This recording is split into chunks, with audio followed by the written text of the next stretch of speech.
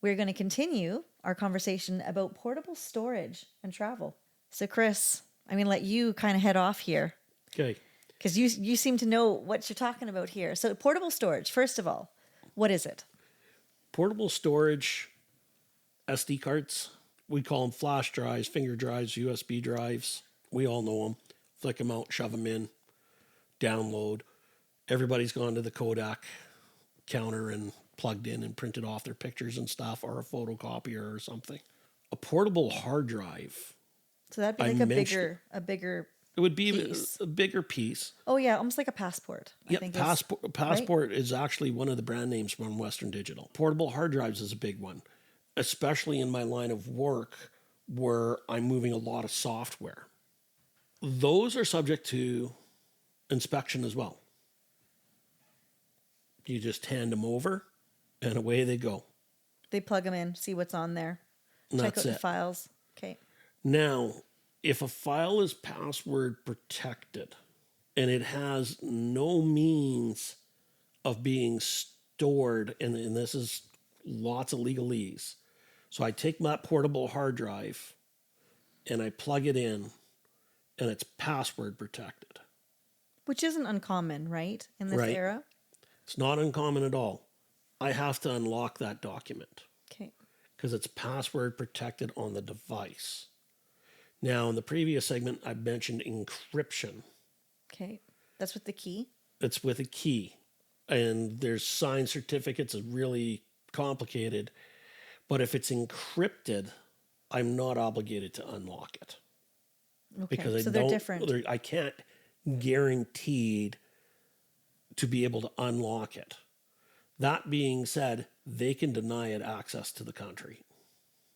Because they don't know what's on it. They don't know what's on it, everything else. If you have to move a hard drive, is the best example, or a flash drive or something from one country to another, there's sensitive information on it that's encrypted, legal sensitive information that's encrypted, ship it to your destination. It's still subject to the same rules of inspection. If it ticks them that they want to look at it a little bit longer, they will send you a letter and say, hey, we're going to look at it a little bit longer. But ship to your destination and ship back home. In Vegas during the month of February, there is a great big archery shoot. Arguably the largest cash archery shoot in all of the world. I have many colleagues and friends that shoot in that from all over the world. And those people that do not live in the States, to make their lives easier to travel there, They ship everything. literally Yep.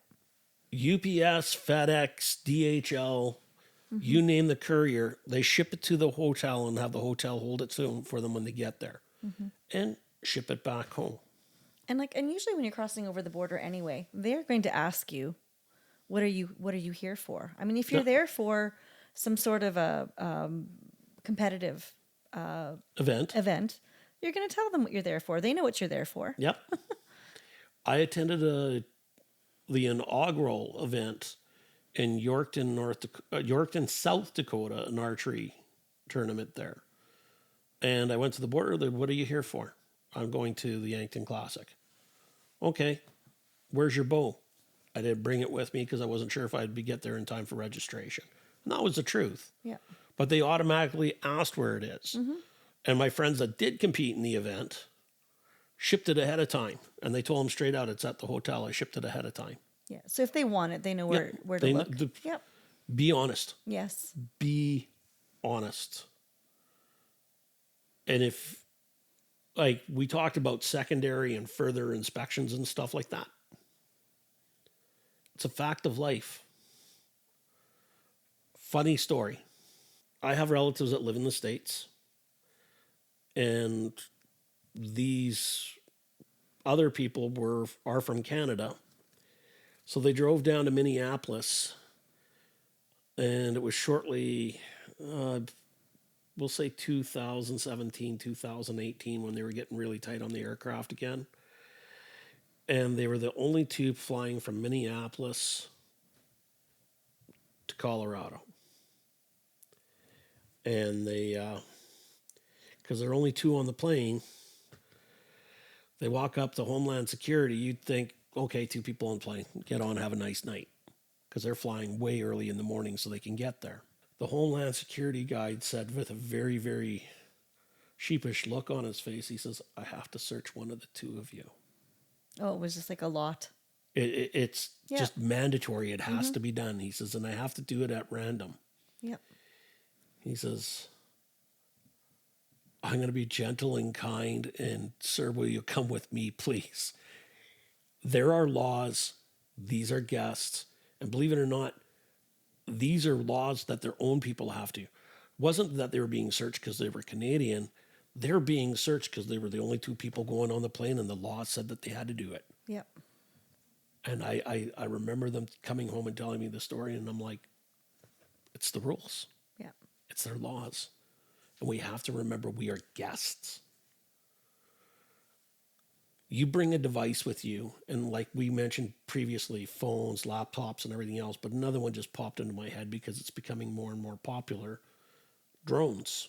Drones are subject to the same inspections. They can turn around and tell you that drone's not coming into the country. I'm not sure of the rules and laws, but every state seems to have their own rule and laws, whether or not you have to have a pilot's license, the size of drone you can have, what the drone's capable of. When you're traveling with these things, you have to keep this in your mind. Yeah. That CNN article focused on phones.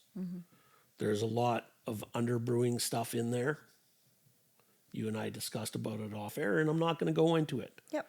Yeah. But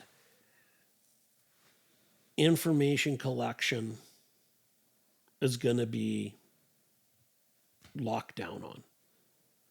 You might be doing it for recreation, but you have to remember when you're going into these countries, the border patrols, even our border patrol, they're there to think the worst possible scenario.